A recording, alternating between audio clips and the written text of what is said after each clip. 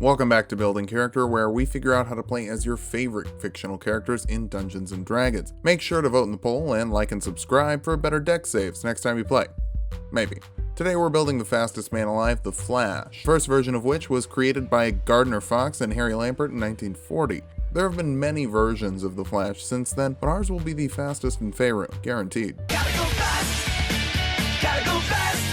We'll start off by setting our goals for this build. First, we've got to go fast. Very fast. Like personal challenge to see exactly how fast the fastest D&D character can run fast. Next, we'll get some mobility options beyond speed, including running up walls and over water. Finally, we'll look into getting a little bit more of a time travel-y vibe. Not too much though, nobody likes a paradox. For stats, we're using the point array from the player's handbook. Roll if you want, just make sure you're hitting the minimums for multi-classing. We're going to start off with dexterity. Not only do we run fast, but we'll punch fast too. Next up, wisdom. When the rest of the world is in slow motion, it's easy to be perceptive. Intelligence after that. Most flashes have some sort of scientific background, and we need it at 13 for multi-classing. Constitution next. The speed force increases your metabolism and helps you heal faster. Charisma is lower than I'd like, but we just need other stuff more, and we'll dump strength as we can mitigate it later with an athletic skill. Barry is a human with a variant to go a little bit faster. The mobile feat increases your movement speed by 10, and you can ignore difficult terrain when you dash. Creatures you attack with melee attacks also can't make opportunity attacks against you,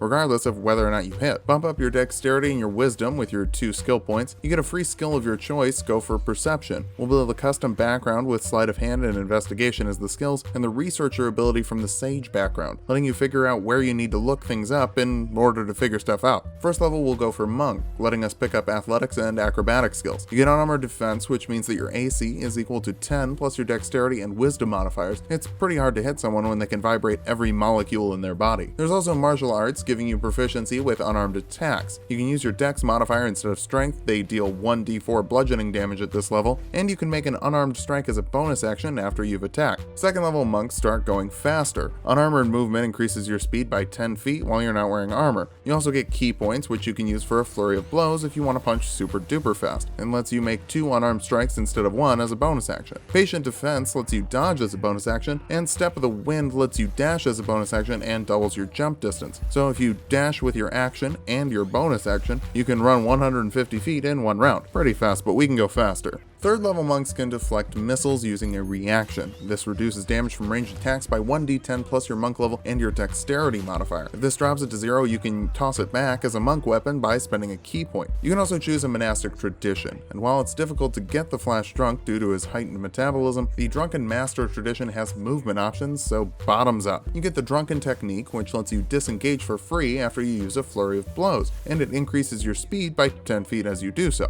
meaning that you can hit someone 3 times, then run away 60 feet. You also get proficiency with brewer supplies and the performance skill, not super in character, but situationally useful. 4th level monks get slow fall, meaning you can reduce fall damage by 5 times your monk level as a reaction. For flavor, tell your DM you're doing those tornado handy things. You also get an ability score improvement or a feat, and the alert feat is a good one. You get +5 to initiative, you're not surprised by enemies, and they don't get advantage on attacks against you just because you can't see them. All good things for someone with super fast reaction speed. 5th level monks get an extra attack, so that's 2 attacks with your action and a 3rd with martial arts as a bonus action, potentially a 4th with a flurry of blows, which you can follow up with disengaging for free. You could also get away from someone with a stunning strike. 4 is a con save of 8 plus your wisdom modifier plus your proficiency bonus when you land an attack on someone. If they fail, they're paralyzed until the end of your next turn. It costs a key point, and honestly I think the other options are flashier, but it's really good, so don't shy away from vibrating your fist really fast before a punch. Your punches also deal 1d6 now instead of a d4. 6th level monks get key empowered strikes, making your unarmed attacks magic in terms of overcoming resistances. Shift your molecules around and bypass any body armor. There's also tipsy sway, which lets you stand up from prone with only 5 feet of movement instead of half. Even better, if someone misses you with a melee attack, you can redirect it to hit another creature within 5 feet of you with a key point as a reaction. Again, I feel like these abilities don't necessarily have to come from the booze, just get drunk on that speed force. Your unarmored movement also increases to 15 extra feet. We're going to start multi-classing as a wizard now, which might seem weird, but Barry learns to increase his speed by studying it, and we can really increase increase our speed with some wizard spells. First level, grab Long Strider, which increases movement speed by 10 feet for 1 minute. It's not concentration, so just go faster. Jump triples your jump distance for 1 minute, which makes sense considering your momentum. Shield adds 5 to your AC as a reaction. Expeditious Retreat lets you dash as a bonus action for a minute, a bit redundant with Step of the Wind, but it would let you save those key points for other things, potentially saving 6 if you dash every turn. Featherfall lets up to 5 falling creatures take no falling damage, again, Tornado Hands. Speaking of, the Gust cantrip lets you push a creature of medium size or smaller 5 feet if they fail a strength save of 8 plus your proficiency bonus plus your intelligence modifier. Shocking Grasp is a melee spell attack that deals 2d8 lightning damage and prevents the target from taking reactions. Remember, cantrip damage scales with your total level, not your wizard level, so it deals another d8 when you hit the 11th level and 4d8 by the time you hit the 17th. Finally, you have Arcane Recovery, letting you recover a number of spell slots equal to half your wizard level rounded up on a short rest. Once again, super metabolism. Second level wizards can choose an Arcane Tradition. School of Divination gives you 2 portents. These are rolls that you make at the start of a long rest that you can apply to any d20 roll on a creature you can see. If you roll low, throw it on an enemy attack roll, make them miss.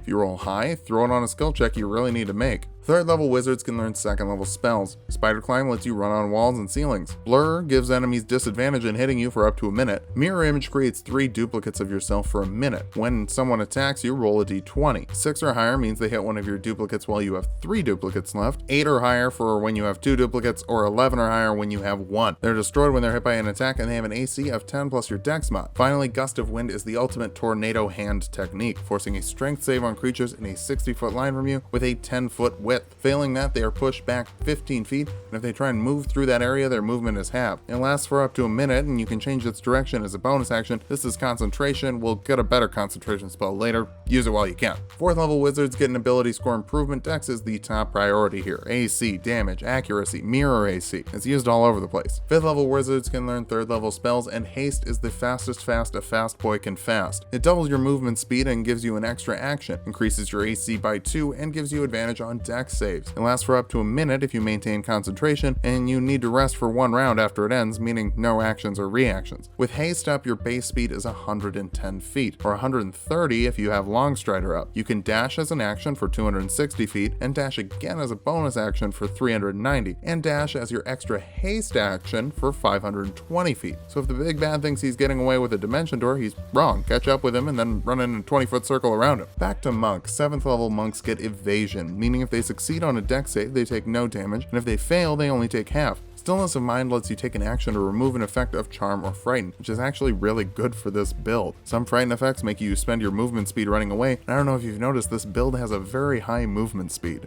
8th level monks get an ability score improvement, cap the dexterity. This level description's almost as fast as your character. 9th level monks have improved unarmored movement, letting you run up walls and along water without falling. 10th level monks get purity of body, making you immune to poison and disease, which makes sense with your metabolism pushing everything out at an insane rate. Most importantly though, your speed increases by 5 feet. 11th level drunks get Drunkard's Luck, letting you remove disadvantage on a roll by spending 2 key points. Blame it on the alcohol if you want, I'm chalking it up to superior reflexes. Also, all of your unarmed attacks are now D8s. 12th level monks get another ability score improvement. More wisdom makes you harder to hit and lets you perceive things at the speed of light.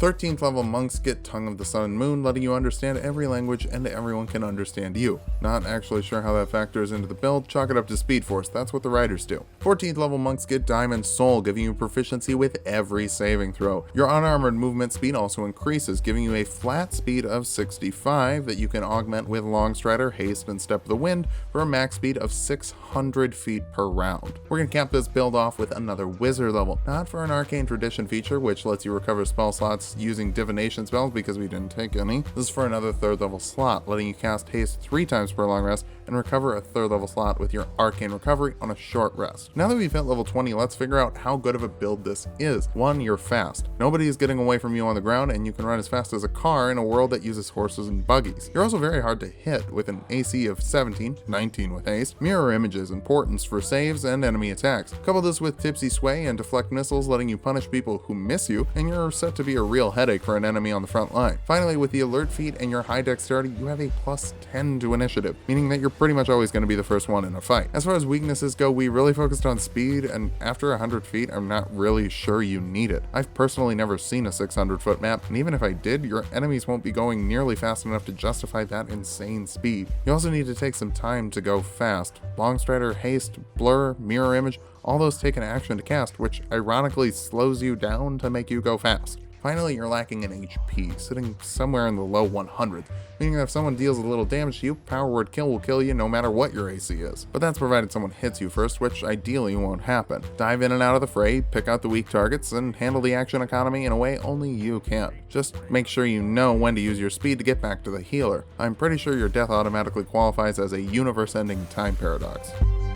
Thanks for watching. If you liked the video, subscribe for more. Hero Month is just getting started. This week's poll is another redemption round for runners-up in previous polls. Vote for Beast Boy Mystique or Katniss Everdeen. Come back Thursday, we've got a hell of a video for you then.